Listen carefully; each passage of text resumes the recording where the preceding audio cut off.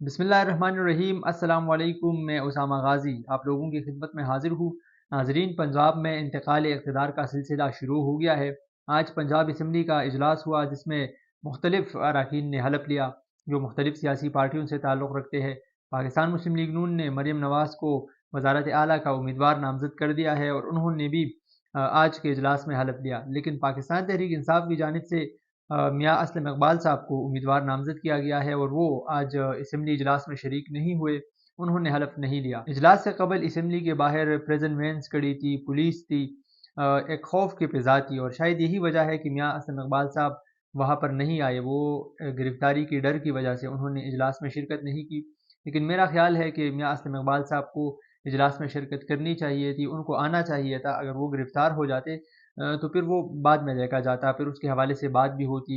शायद उसको लेकर पाकिस्तान तहरीक इंसाफ और मियाँ असलम इकबाल साहब एक बयानिया भी बना सकते थे, लेकिन वो नहीं आए। और मैं ये भी कहूँगा कि अगर वो वहाँ पर आ जाते तो यकीनन वो गिरफ़्तार हो जाते। गो कि उनको पेशावर हाई कोर्ट ने ज़मानत दे रखी है। उसकी वजह यह है कि जब मियाँ असलम इकबाल साहब को पेशावर हाई कोर्ट ने ज़मानत दी, उसके बाद भी उनको गिरफ़्तार करने की कोशिश की गई। पेशावर में पंजाब पुलिस ने उनका पीछा किया, लेकिन वो स्पीकर हाउस में छुप गए थे और फिर उसके बाद वो वहाँ से गायब हो गए।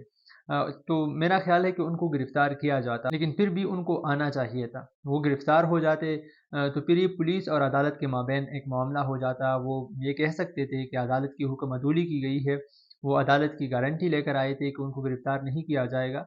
लेकिन अब चूँकि वो नहीं आए हैं तो इसको लेकर वो क्या करेंगे? कम सिर्फ़ ये कह सकते हैं, एक बयानिया बनाने की कोशिश कर सकते हैं कि मैं नहीं आया था क्योंकि मुझे गिरफ़्तार किया जा रहा था, या मुझे गिरफ़्तार किया जाता अगर मैं वहाँ पर आ जाता।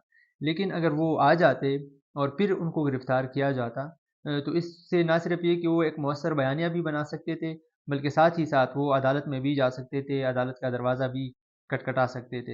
दूसरी तरफ सुन्नी इत्तेहाद कौंसिल यानी पाकिस्तान तहरीक इंसाफ को आज भी पंजाब असम्बली में मखसूस नशस्तें नहीं मिली। एक तरफ तो ये कहा जा रहा है कि सियासी तौर पर इसका एक प्रेसिडेंट मौजूद है कि जब 2019 में बाप पार्टी को मखसूस नशस्तें दी गई थी, उन्होंने इंतखाबात से पहले कोई लिस्ट नहीं जमा करवाई थी। इंतखाबात के बाद जाकर उन्होंने लिस्ट जमा करवाई है। लेकिन आइनी तौर पर इसमें एक सकम मौजूद है और वो ये है कि 2023 का जो इलेक्शन एक्ट है, उसमें साफ तौर पर ये लिखा गया है कि अगर इंतखाबात के बाद कोई लिस्ट जमा करवाता है तो उनको मखसूस नशस्तें नहीं मिलेगी। यहाँ पर भी ये पाकिस्तान तहरीक इंसाफ की नाकामी है और मुझे ऐसा लगता है कि उनका ज़्यादातर फोकस जो है पिछले 2 साल से वो मीडिया स्ट्रेटजी पर रहा है, क्योंकि उनके जहन में ज़रूर ये रहा होगा कि उन्होंने सुन्नी इत्तेहाद कौंसिल में शमूलियत करनी है या MWM में शिरकत करनी है, शमूलियत करनी है। तो उनको करना चाहिए था। ये सारे कानूनदान है जो उनकी अभी मौजूदा सीनियर लीडरशिप है, तो इन चीज़ों का उनको ज़रूर इल्म होगा, तो उनको ये चीज़ करनी चाहिए थी, उन्होंने नहीं की। क्यों नहीं की, इसका जवाब वो खुद बेहतर तरीके से दे सकते हैं। अब इस हवाले से क्या होगा, क्या पाकिस्तान तहरीक इंसाफ अदालत में जाएगी मखसूस नशस्तें हासिल करने के लिए? फिर अदालत का क्या फ़ैसला होगा, वो वक्त ही बताएगा। पाकिस्तान तहरीक इंसाफ के अंदर इस वक्त इख्तलाफात की खबरें सामने आ रही है। उनके जो रहनुमा है, जो जिस किस्म के बयानात दे रहे हैं, उससे यही लग रहा है कि पाकिस्तान तहरीक इंसाफ में शायद इख्तलाफात सामने आने वाले हैं। लेकिन उनकी तफसीलात क्या है, उस पर जाने से पहले बात करेंगे अहमद वली खान साहब की। आज उन्होंने चारसद्दा में एक एहतजाजी रैली से खिताब किया, एहतजाजी जलसा उनको कह लें। इंतखाबात में धांधली के ख़िलाफ़ उन्होंने एक मुहिम शुरू की है। 2-3 दिन कबल उन्होंने सवाबी में एक जलसा किया था और आज उन्होंने चारसद्दा में एक जलसा किया। उस जलसे में अहमद वली खान साहब ने एक बहुत बड़ा इल्ज़ाम लगाया। उन्होंने ये इल्ज़ाम लगाया कि 12-13 करोड़ रुपए लेकर इंतखाबी नताइज को उन लोगों के हक़ में बदल दिया गया है जो खैबर पख्तूनख्वा के अंदर जीते हैं, और खैबर पख्तूनख्वा में पाकिस्तान तहरीक इंसाफ की कामयाबी को उन्होंने बैलेंसिंग एक्ट का नाम दिया। अहमद वली खान ने ये इल्ज़ाम करनेलों पर लगाया, फ़ौज के अफसरान पर लगाया कि उन्होंने पैसे लेकर इंतखाबी नताइज में रद्द-ओ-बदल की कोशिश की है। तो इसकी तहकीकात होनी चाहिए, क्योंकि इस इलेक्शन के नतीजे में इदारे बदनाम हो रहे हैं।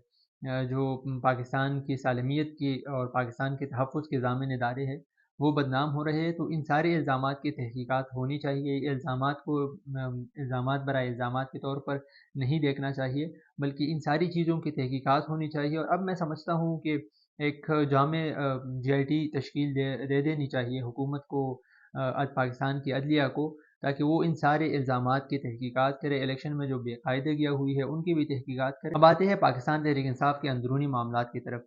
इख्तिलाफ़ात क्या है, उस पर जाने से पहले बात करेंगे इमरान खान साहब के हवाले से। عمران خان صاحب پر کل اور پاکستان تحریک انصاف پر کل کافی زیادہ تنقید ہوئی جب یہ اعلان کیا گیا کہ عمران خان صاحب جو ہے وہ آئی ایم ایف کو خط لکھنے جا رہے ہیں، تو اس کے فوراً بعد میڈیا پر آ کر علی ظفر صاحب نے اور جو پی ٹی آئی کی دیگر رہنما ہیں انہوں نے اس چیز کو ایک دوسرا اینگل دینے کی کوشش کی، لیکن آج عمران خان صاحب نے کہا کہ نہیں جی، میں آئی ایم ایف کو خط لکھنے جا رہا ہوں، بلکہ میں نے آئی ایم ایف کو خط لکھ دیا ہے۔ ساتھ ہی ساتھ یہ بھی کہا گیا کہ اگر ایک ایسی حکومت کو قرض دیا جائے گا تو پھر وہ کون واپس کرے گا۔ آئی ایم ایف کا اس حوالے سے جو سٹانس وہ بھی آج سامنے آیا ہے، انہوں نے کہا ہے کہ وہ سیاسی امور پر تبصرہ نہیں کریں گے، جبکہ آئی ایم ایف کی طرف سے یہ اعلان بھی کیا گیا کہ وہ پاکستان کی نئی حکومت کے ساتھ کام کرنے کے لیے تیار ہے۔ میرا خیال ہے کہ عمران خان صاحب کو کل جس قسم کی تنقید ہوئی تو جو پارٹی کے رہنما ہے جو اس وقت باہر ہے ان کو سمجھانا چاہیے تھا عمران خان صاحب کو، اور پی ٹی آئی کے اور پاکستان تحریک انصاف کے جو پاسٹ ایکسپیرینسز ہیں ان سے سیکھنا چاہیے تھا۔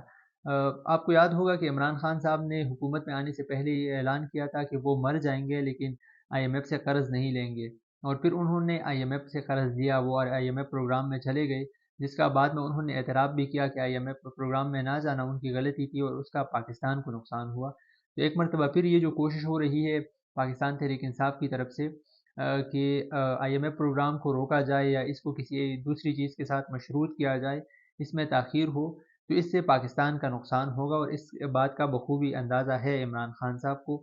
تو میرا نہیں خیال کہ عمران خان صاحب کو ایسا کرنا چاہیے، اس سے اس کی جو سیاسی پورٹ فولیو انہوں نے بنایا ہے، جو بیانیہ بنایا ہے، نہ صرف یہ کہ اس کو نقصان پہنچے گا بلکہ اس سے پاکستان کے عوام کو بھی نقصان پہنچنے کا خطرہ ہے، اور پاکستان ایک مرتبہ پھر ڈیفالٹ کے خطرے سے دوچار ہو سکتا ہے۔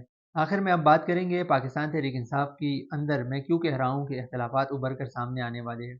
اس کی وجہ یہ ہے کہ کل اعلان کیا گیا کہ پاکستان تحریک انصاف کا نیا چیئرمین بیرسٹر علی ظفر صاحب ہوں گے، اور اس کا نام عمران خان صاحب نے دیا ہے، لیکن آج بیرسٹر علی ظفر صاحب نے معذرت کی۔ بیرسٹر علی ظفر صاحب نے کہا کہ ان کی کچھ قانونی مصروفیات ہے جس کی وجہ سے وہ پاکستان تحریک انصاف کی چیئرمین شپ نہیں لے سکتے۔ اس حوالے سے جب شیر افضل مروت صاحب سے پوچھا گیا تو انہوں نے تو پہلے یہ بتایا کہ گوہر خان صاحب کو اس لیے ہٹایا جا رہا ہے کہ جب انتخابات میں داندھی ہوئی تو اس پر پاکستان تحریک انصاف کی لیڈرشپ کا جو رد عمل تھا اس سے کارکنان میں مایوسی تھی، اور اس بات کا ادراک تھا عمران خان صاحب کو۔